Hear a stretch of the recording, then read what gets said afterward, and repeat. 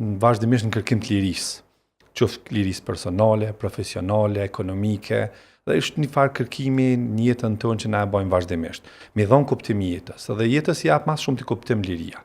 Tash merr ki parasysh në qoftë se merret kjo liri, çka ndodh me një person.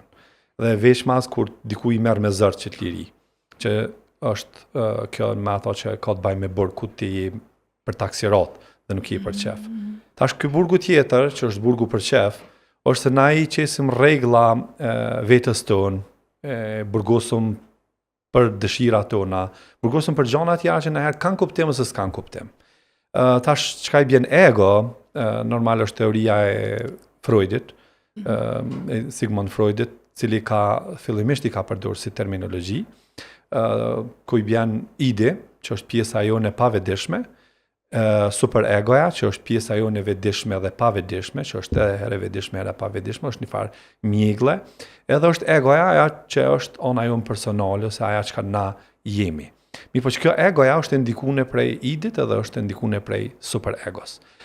Kuptim tjetër i kësaj është se këto janë energji tona psikologjike. Edhe normal, qysh është energjia fizike, ekziston edhe energjia psikologjike.